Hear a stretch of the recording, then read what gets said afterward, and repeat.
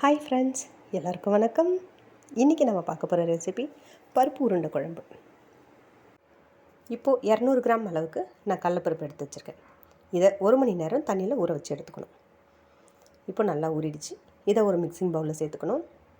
அதுக்கு முன்னாடி 4 காஞ்ச மிளகாய், ஒரு துண்டு இஞ்சி, 1/4 டீஸ்பூன் சோம்பு, ஒரு 10 பல்லு பூண்டு. இப்போ இதோட நம்ம ஊற வச்சுருக்கிற பருப்பையும் சேர்த்துக்கலாம். இப்போ சேர்த்து கொஞ்சம் கொரகொரப்பாக அரைச்சி எடுத்துக்கணும்.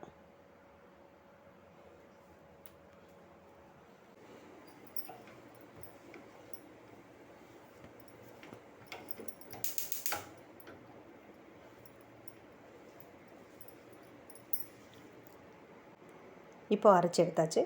இதில் கொஞ்சமாக இப்போ கருவேப்பிலை, கொத்தமல்லி பொடியாக கட் பண்ணி இதில் சேர்த்துக்கலாம். இப்போ தேவையான அளவுக்கு உப்பு சேர்த்துக்கலாம்.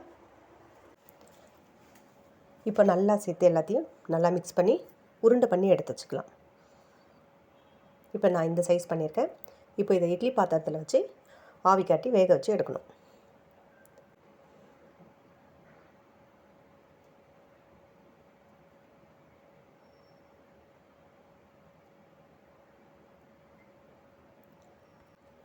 இது ஒரு 15 நிமிஷம் வெந்தால் போதும். இப்போ 15 நிமிஷம் ஆயாச்சு. இப்போ எடுத்து பார்க்கலாம். இப்போ நல்லா வெந்துடுச்சு. இதை தனியாக எடுத்து வச்சுக்கலாம். இப்போ ஒரு வாணலில் 3 ஸ்பூன் எண்ணெய் ஊற்றிக்கிறேன். 1/4 டீஸ்பூன் கடுகு,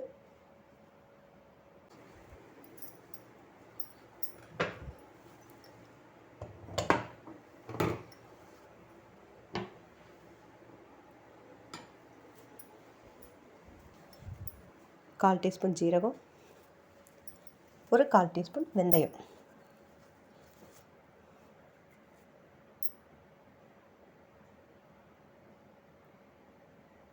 இப்போ கொஞ்சமாக கருவேப்பிலை.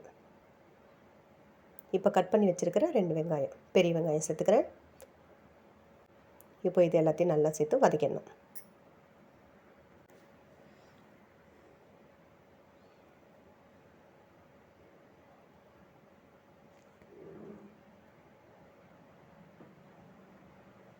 இப்போ நல்லா வதக்கியாச்சு. இப்போ மசாலா ஐட்டம் சேர்த்துக்கலாம்.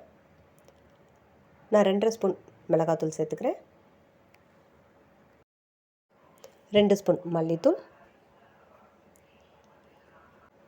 1/4 ஸ்பூன் மஞ்சத்தூள்,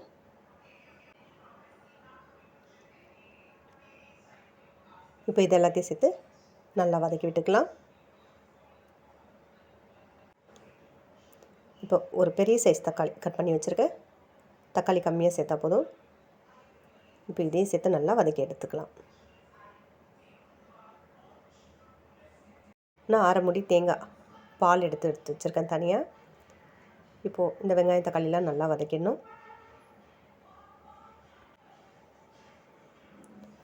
கொஞ்சமாக புளி கரைச்சி வச்சுருக்கேன். இப்போ அந்த தண்ணியும் இதில் சேர்த்துக்கலாம். இது ஒரு நெல்லிக்காய் சைஸ் அளவுக்கு தான் எடுத்துருக்கேன்.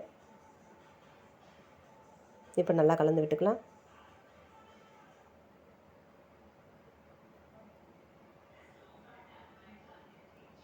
தேவையான அளவுக்கு தண்ணி ஊற்றிக்கலாம்.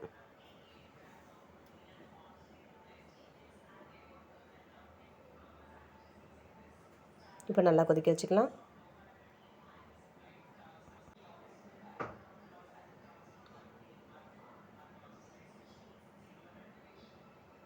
நான் இன்னும் உப்பு சேர்க்கலை. இப்போ உப்பு சேர்த்துக்கிறேன்.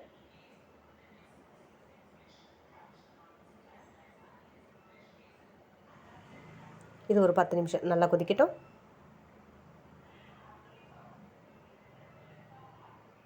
இப்போ ஓரளவுக்கு நல்லா கொதிச்சிருக்கு.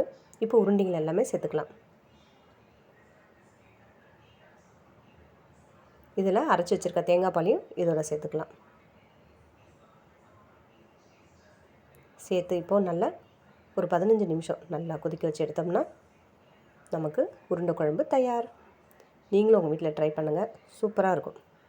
இந்த வீடியோ உங்களுக்கு பிடிச்சிருந்ததுன்னா லைக் பண்ணுங்கள், ஷேர் பண்ணுங்கள், கமெண்ட் பண்ணுங்கள். மறக்காமல் சப்ஸ்கிரைப் பண்ணிவிடுங்க.